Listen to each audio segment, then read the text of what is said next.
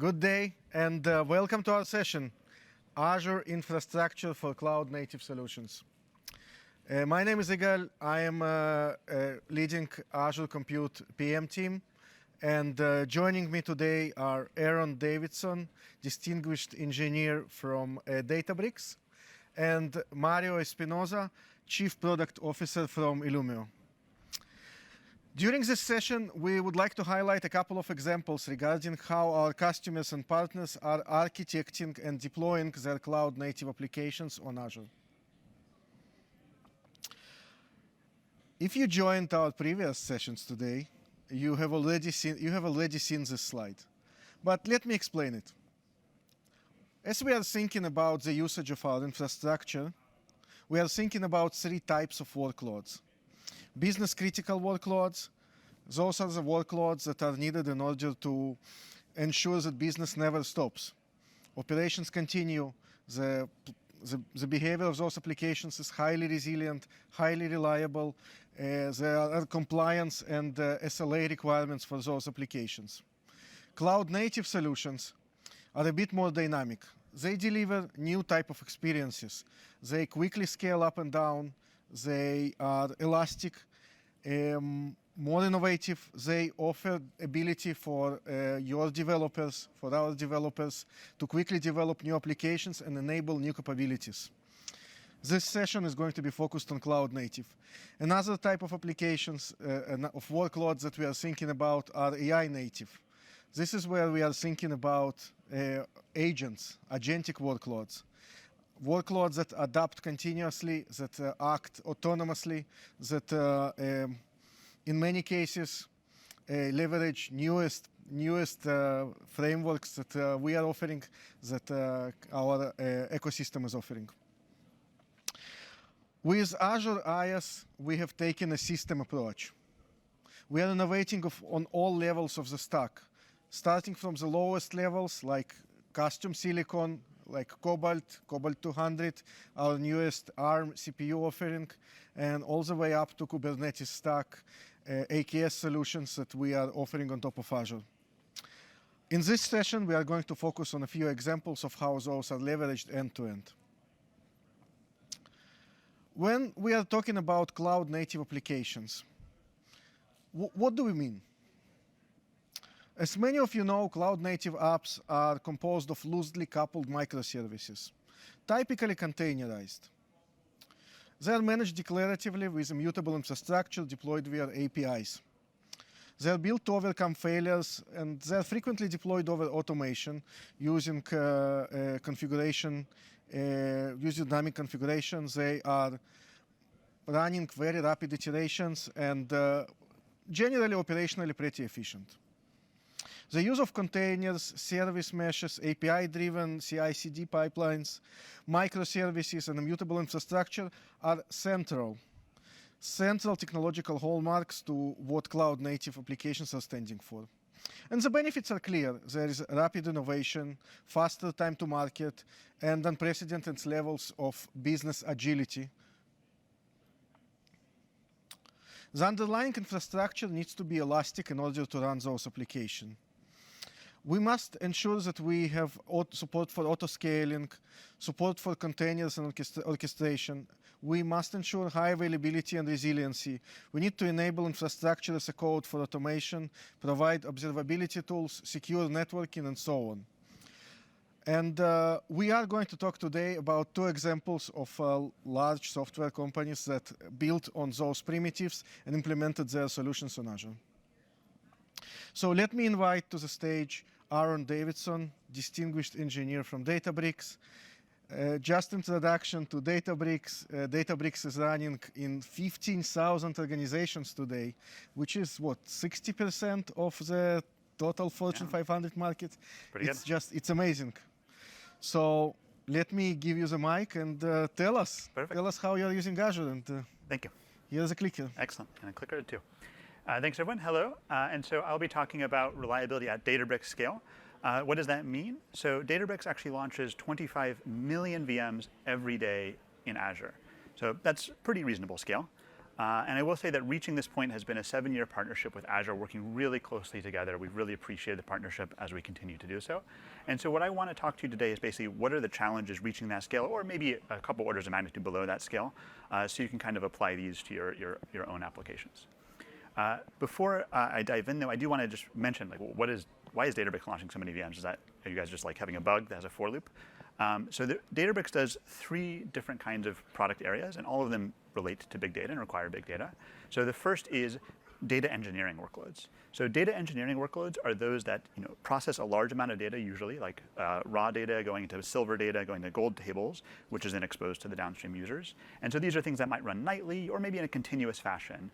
And so we have different products like jobs and declarative pipelines to sort of support this. But you can see how these could be run at massive scale every day, every night to process your data. So that may require hundreds of nodes for a single workload. We also have data science and machine learning workloads. These are more ad hoc. These are someone comes and wants to answer questions deeply about their data, pulling in together all that different data from many different sources, maybe training models. And this is, although it's more ad hoc, it can also be at quite a big scale. And then finally, just to mention is SQL workloads. These are ones that are like dashboards. So in terms of latency, the first one I mentioned, the jobs, very latency insensitive, can run overnight. But SQL workloads, you really need to load in a couple of seconds. So you still may need quite a bit of compute to load them, but the SLA is much tighter. So those are kind of like our different segments. And you can see that all 3 of these run at massive scale. So these are the kinds of products that we're building. And this is why we launch so many VMs every day. So what are the challenges that we ran into, and how did we accomplish our scale? I'm just going to talk about 3 major investment areas that we've done over time. The first is actually how do we launch VMs? What's the right way to launch VMs on Azure and manage them at this scale? The second is dealing with sharding. So how do we be resilient to all sorts of failures at every level? And finally, zonal availability to survive zonal outages. So starting with virtual machine lifecycles. At Databricks, we rely heavily on VMSS, virtual machine scale sets, Flex, for provisioning. And I say provisioning here. What I mean is, like, to actually, when we want a VM, this is what we use, VMSS Flex, and the newly launched Azure Resource Graph v2 for querying, getting a state of what's going on. So our setup is such that we rely on Kubernetes, and within that Kubernetes, we may have multiple VMSSs. Now, normally, if you were like a most normal VMSS user, every workload in the scale set would be homogeneous, would be the same, so you can spin up and spin down, load balance between them. That is not how we use it. As I mentioned, we use it for provisioning. So what you'll see in these diagrams, so within Kubernetes, within one VM scale set, let's say the green are one workload, one cluster that's intercommunicating with each other. But in the same scale set, we may have blue, a different workload, and it actually may span multiple VM scale sets. So we did this because we just have so many workloads, so many clusters, so many jobs, that it doesn't make sense to provision an entire different VMSS for each one, and also because we want warm pooling, which may exist even without any workloads. So this is our setup. I know it sounds a little weird, but ultimately the goal here is to use VMSS for provisioning, but not so much for like load balancing, let's say. One challenge we've run into and had to deal with is scale in. So that's when you scale down the pool. So scale in, as it's designed to manage homogeneous sets of VMs, just kills a random VM when you say reduce the number. So let's say we have this VMSS I showed before with 2 sets of workloads. Let's say the blue workload completes. We're ready to scale down by 2. Well, the scale set controller will just go ahead and kill any 2, and maybe they accidentally kill one that was actually still used by green. So in this case, that's not good. That might have slowed down or potentially even failed that workload, and so we want to prevent that. So the way we get around this is by using, it's an API actually directly supported by VMSS, delete instances, where you target a VM and it atomically removes it and reduces the target count. So this was very helpful for us to rely on VMSS for provisioning without relying on it too much for the scale back-end scenario. In the future, there's also we're looking forward to using scale-in protection. So that's where we can mark VMs to not remove them, even if we make mistakes. As an example of where this can happen, it can be a bug in our code, or it can be due to eventual consistency. Suppose we look at the state of the world and want to say there's 10 VMs in the scale set. We want to go to 11, so we want to add 1. But due to some bug or on our side, or maybe some consistency issue, the actual VMSS has 15 nodes already. And so by the time we say set it to 11, actually we're not asking for a net increase of 1, but a net decrease in 4. And so that kind of inconsistency, that kind of bug can exist unless we had scale-in protection. So we're looking forward to that to sort of prevent these issues moving forward. The second challenge with managing VMs you might have kind of noticed that we have, why did I show even 2 VM scale sets? Usually I'd have a small number. So you need different VM scale sets, obviously per region, maybe per zone if you're doing zonal, per subscription if you have multiple subscriptions. In our case, we also need it for different VM sizes, so different types of VMs, different sizes of those VMs. At Databricks, we prefer to use the latest and greatest for the best performance, of course, who want it. So we'll use 𝗬𝗁 when it's available. We like to use a spot mix so that to get the best cost. And of course, we must rely on older families for capacity and reliability. Not every region has enough capacity of all the latest and greatest hardware. So at the time we started our journey, this VM scale sets had limited support for multiple VM sizes, and especially limited support for prioritizing among those sizes. So the end result is we do actually manage a whole VM scale set per instance type up to its limit, and that causes a lot of complexity for us as we oh, I want to fulfill this cluster request, let me pull together VMs from many different VM scale sets to do that. But the nice thing is that you probably don't have to do this, because as of this year, there's a prioritized mode in preview that will actually lets you specify custom priority, and it will do the fallback for you. So we haven't yet used this. We'll wait for it to go to GA, but definitely recommend trying it out, and hopefully that just avoids having to deal with this for you. So we talked about VM lifecycle. That's the most complex section. Obviously, we're talking about provisioning so many VMs, managing so many VMs. But I want to spend some time on sharding as well. So what does it mean to shard all the things? What are all the things? Well, the first thing we have to shard, of course, is the subscription. Subscriptions are supposed to be pretty broad encapsulators of resources, but still there are limits and things that hard limits and even soft limits that you just may not have known about, and it can be important to just have multiple subscriptions in case there's something you didn't realize. So within each subscription that we have different VNets. VNets are tied to subscription. Within each VNet, we have multiple Kubernetes. Clusters can only go up to a certain size before they become unstable, so obviously multiple of those.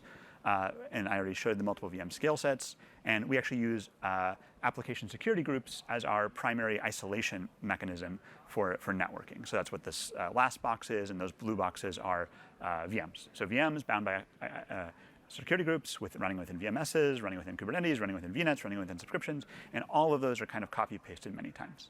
So this is actually really important for the kind of scale that we're running at. We need everything to be copy-pastable. And just managing this, of course, is kind of challenging. But I do want to talk about 2 specific challenges that we've run into and are trying to work through. So one is this VNet sharing idea. So within the Databricks networking boundary, there's kind of something you may not anticipate. So we have multiple compute VNets. That's where we run our VMs. Okay, that's very easy. Obviously, if you're running a network service, you need a VNet. But our compute doesn't just run and process data. It needs to load the data from somewhere, and it needs to write the data back out to customer storage.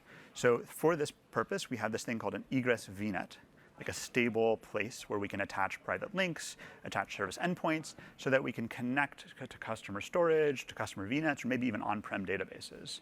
And so that has to be stable, meaning we can't constantly change around which egress VNet we're going to, because customers have allow listed specific private link endpoints to connect to their stuff. And as a result, this network topology is relatively static in its size. We can't continuously add more compute VNets because of sizes of the peering group, essentially. And so this leads to a challenge of sharding, because this creates a maximum number of VNets. And it also, you might have realized, creates a maximum number of subscriptions, because a VNet lives within a subscription. So the end result is that we can run out of VNets at some point, and we can only scale to a certain number of subscriptions.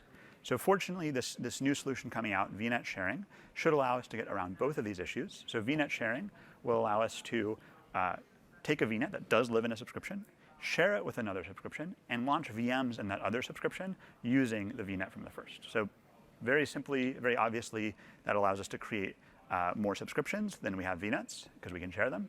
And maybe less obviously, and I won't really go into this, bore you with the details, but it also allows us to continue to scale the compute VNets past the peering group limits. So in summary, we're very much looking forward to VNet scaling, sharing, because it will support both of these use cases. Last challenge on sharding is actually quota. So at our scale, we have to forecast and estimate how much of every VM size that we're using by region, by zone potentially, but also by subscription, right? If we have many subscriptions, you need a forecast per subscription. You need to divide it up. And that creates an extra axis that we have to predict that can be difficult to manage.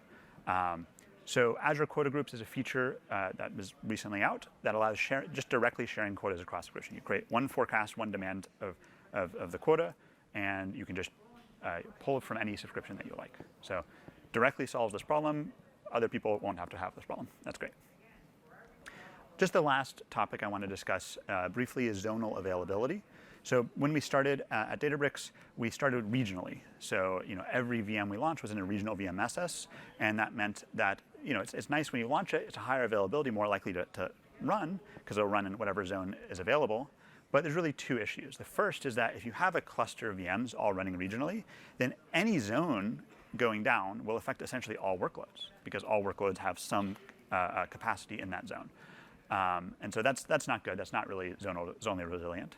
And also another problem if you're doing a very heavy networking construct like Spark is shuffling data around, the networking has to crisscross zones multiple times as it goes between VMs. And it may not be obvious, but if you're using regional VMs, even a single VM can actually span zones. The VM can live in one zone, and the network controller can live in another. And so this can lead to unpredictable latencies when that happens. So the conclusion that we ended up with was everything is zone aligned. We have zone aligned VMs within zone aligned Kubernetes, zone aligned VMS, zone aligned networking. And so that way, every cluster, every VM is like we know exactly where to place it. It does add complexity to the provisioning and management, but allows us to be resilient in the case of zonal outages. So in conclusion, our journey to 25 million VMs per day was challenging. You can see all the challenges we went through. We only were able to get there through the close collaboration of Azure. But the good news for you is that many of our lessons, we've worked with Azure, and they're now features of the platform. And so hopefully, if you go on this journey yourself, that you don't have to do as much work. But start with zonal VMSS, flex with prioritize mode. That's a lot of items. I covered all of them already, but that will get you pretty far, actually. So start with that. That'll get you pretty far. And just add some sharding and just in between, and that should get you where you need to go. So thank you for your time, and I'll pass it on.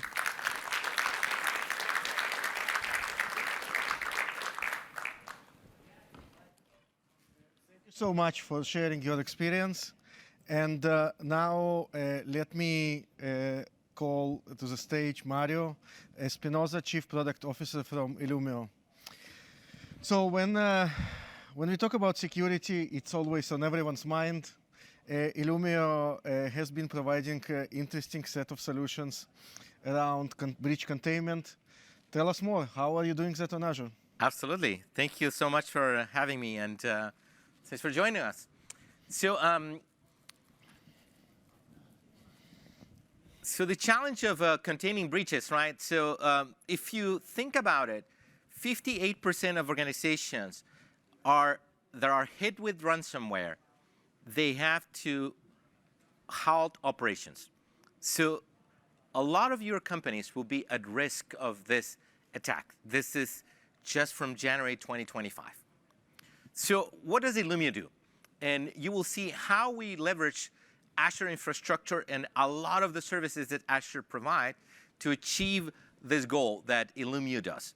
So this is a typical view of what I call the hybrid multi-cloud infrastructure.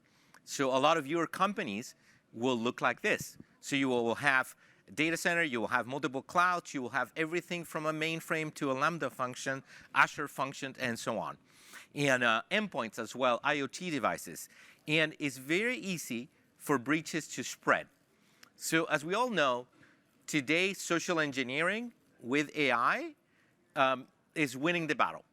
Nobody can prevent clicking on that link that says that it's your grandma's birthday video. You click on it, and then the initial incursion happens. So then that threat moves through this network all over the place.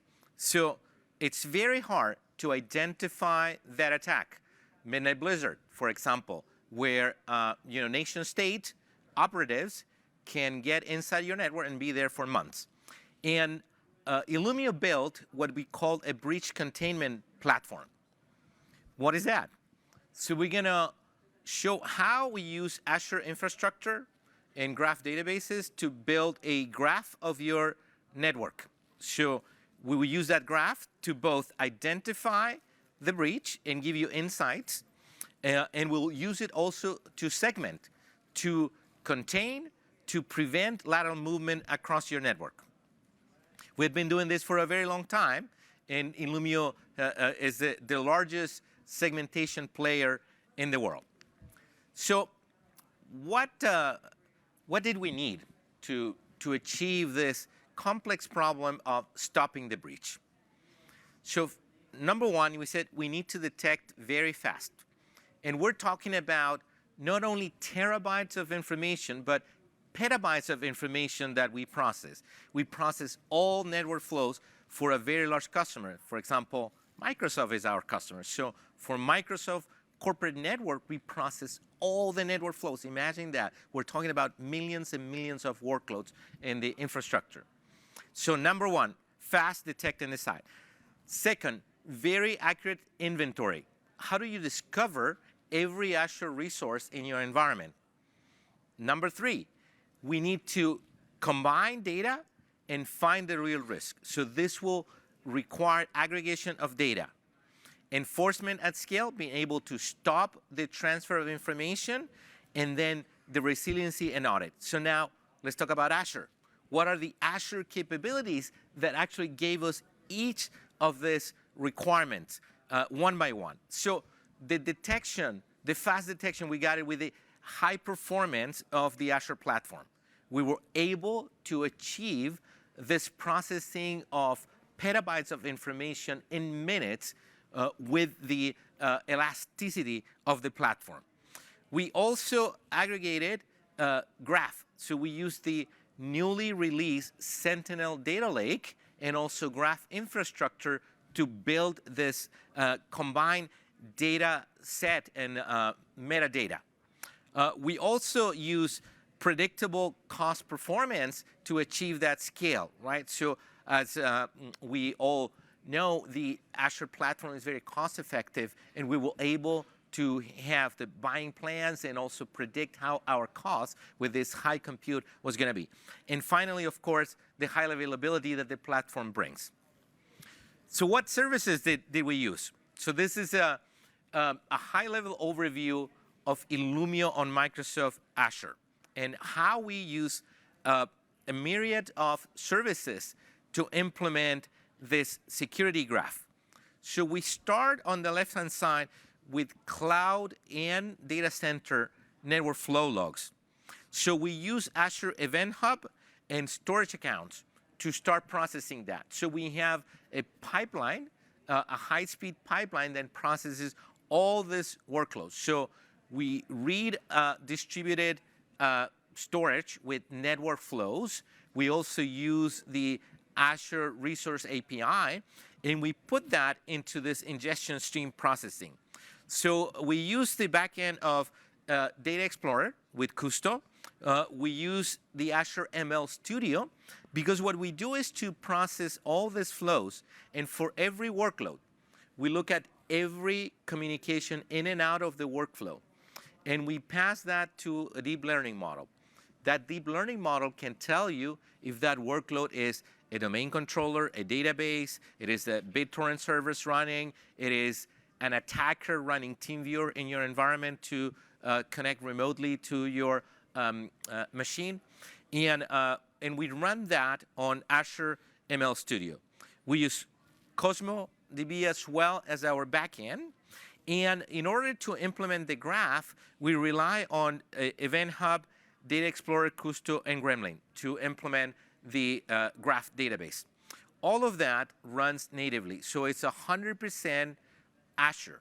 So part of what we did was to make sure that everything was supported in the Azure platform. So essentially, you can run it with one click, even starting from the store. So in addition to the Azure infrastructure, we're using Azure AI. We're powering this Illumia with Microsoft Sentinel data. So we use the Security Copilot and MCP server to create an Illumia agent. That Illumia agent can access the high-scale data of Sentinel Data Lake directly. And it can detect complete attack campaigns going through all the network data that we assemble in this graph. So we find the behavior, we find the posture data, and we pinpoint the highest risk. And the product capabilities that we used at was the Insight Agent built on Security Copilot, and we also built an advisor. Both of them rely on Azure OpenAI. In practice also, we're driving enforcement. So we're using things like Defender, Sentinel, Entra ID to drive the remediation of this attack. I'm going to show you that in action with a very little demo. But the biggest takeaway here is that we're leveraging an end-to-end Azure infrastructure from the baseline of actually reading network flows, native network flows, calling APIs. We call 57 different APIs to get the most complete understanding of your Azure environment. And we go all the way till the Security Copilot when a person can have a dialogue with this graph that we built with the Azure infrastructure. So threat information from Defender, threat information from Sentinel. We combine that with Custo, and we surface that through a Copilot. We also leverage infrastructure to make this available to customers with a simple click. So some of you might know that both the marketplace and the security store recently in September the 30th launched new capabilities. We were a design partner and one of the first to use those capabilities on the security store. So essentially, you can go without ever having Illumia to the Microsoft security store.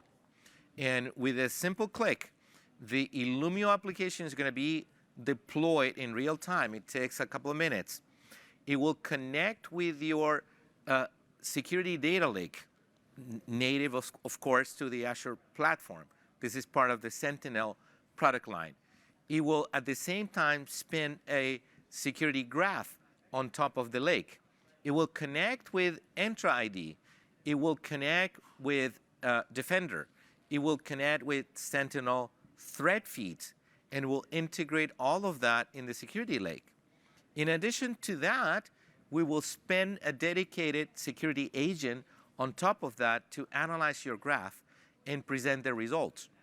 That security agent will have also the ability to remediate and stop the data breach. That data breach, that lateral movement, will be able to be stopped directly by using Azure primitives. So we will call Azure primitives and change the security groups to prevent the lateral movement.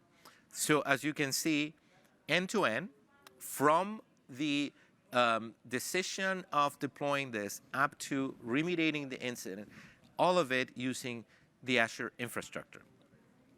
Let me switch and show you this in action.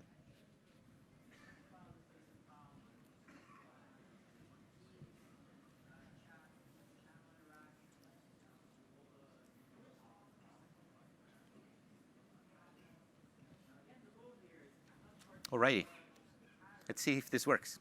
Okay, so let's log in here.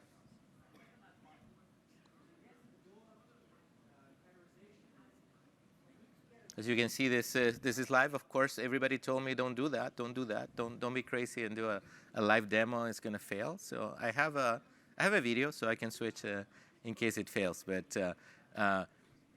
you will see nothing here. Okay.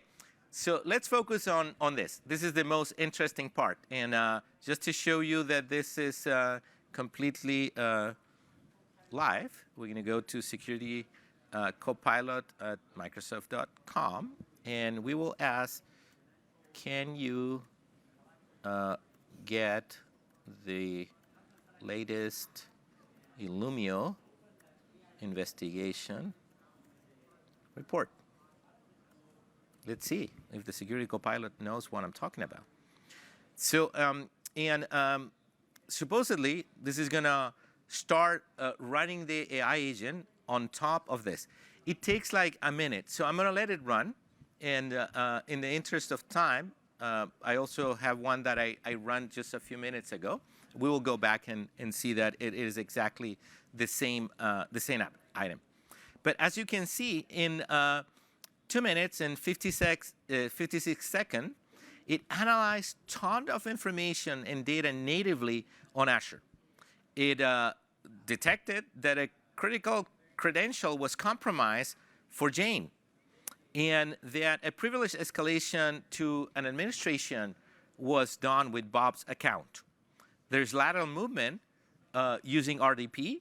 So it moved from a jump box 01 to win user 6, exploiting a vulnerability that actually Defender detected.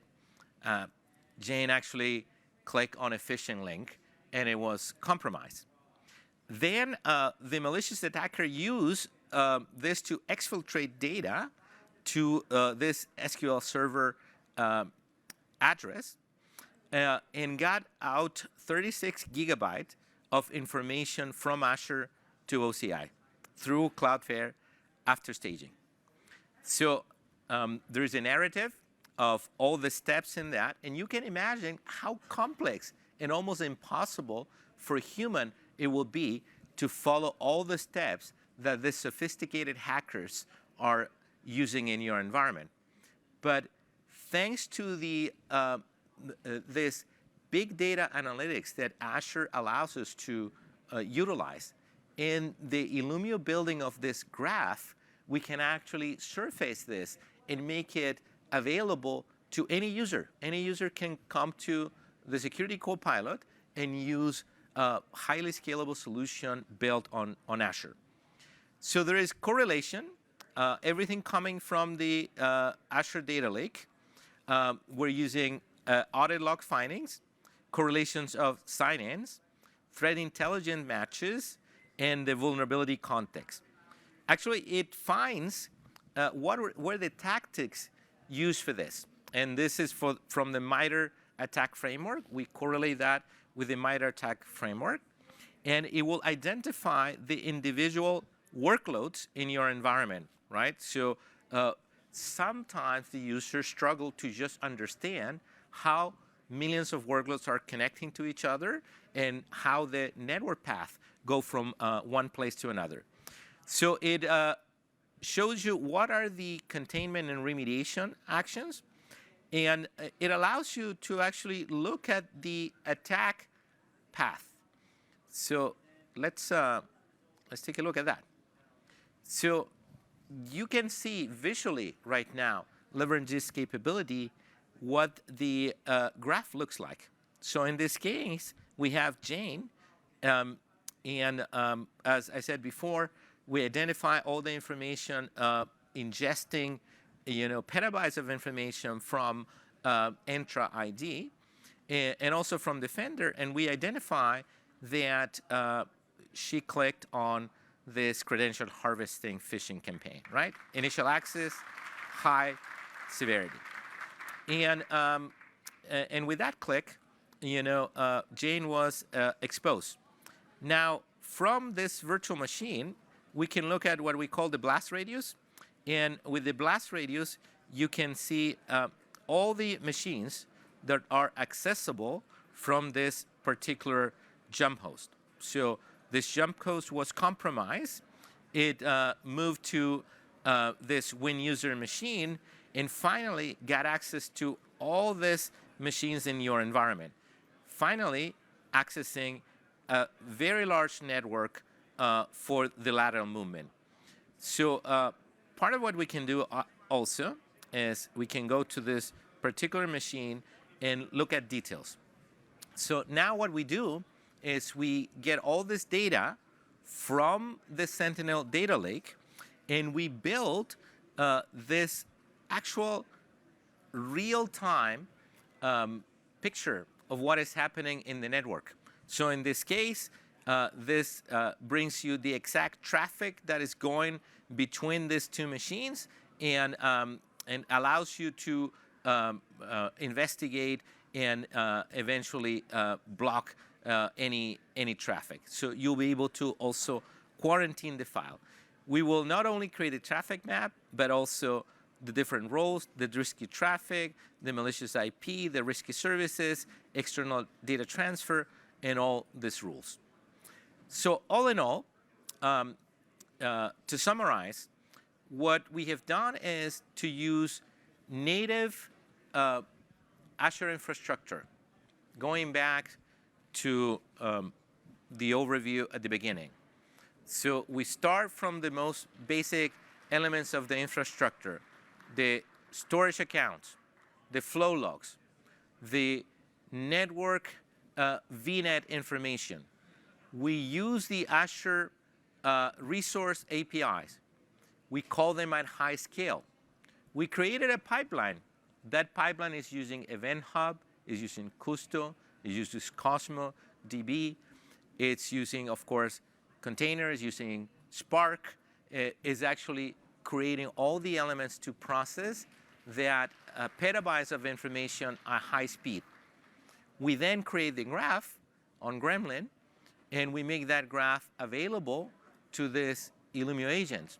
The Illumia agents rely on MCP and the security copilot infrastructure to actually do the analysis that you just saw running in a few minutes, and finally allow you to not only detect and investigate the lateral movement, but also stop it on their tracks.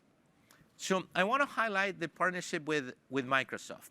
A lot of the things that we built were a first time that Microsoft was producing that. So we were a partner in the launch of a lot of this cybersecurity capabilities, in the launch of the Lake, in the launch of the Graph, in the launch of the new store. And as Aaron was saying, there was this direct communication with the Microsoft team at all times to bring those requirements to the table, and a very strong partnership to make those requirements part of the product as we were developing this going forward. So let me go back to the main presentation and talk a little bit about the future, right? So we're planning to use the Azure cloud infrastructure even more. So we're just getting started. So Illumia is planning to drive automation and leverage the predictive AI capability even more. So that's part of our roadmap. Cost efficiency. So that's a big item for us. So as we use the AI infrastructure, we realize that a few things that you can do with AI are better done with traditional infrastructure. So we are developing the concept of composite application.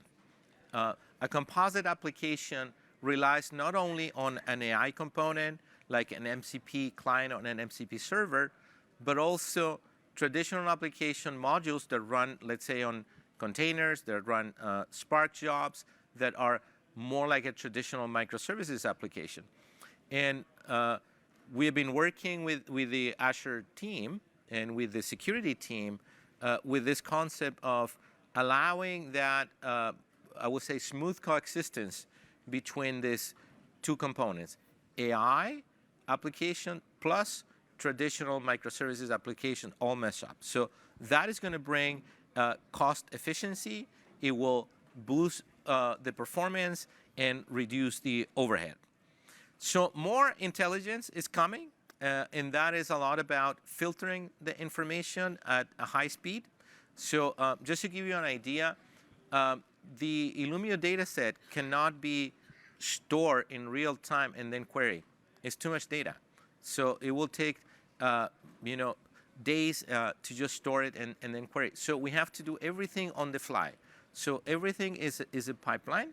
So increased intelligence relies on applying all the classifiers, all the intelligence as the data is flowing through the pipeline. So more of that is something that we're working with our Azure partners. And finally, the safe experimentation, right? So without disrupting production workloads, the ability to spawn new workloads, new pipelines in parallel with the production environment. So we have been working with the Azure team on doing this very successfully.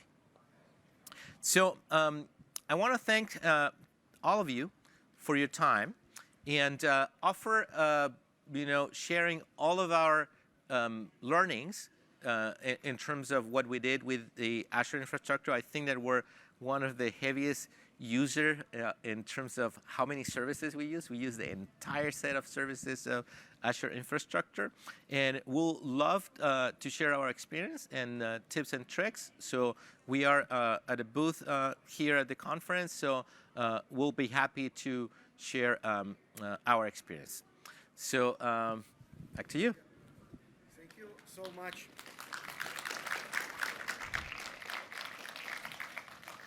Thank you so much for sharing with us. Let me call you back to the stage together with Aaron. We have 4 minutes left, time for just one question, if someone wants to ask.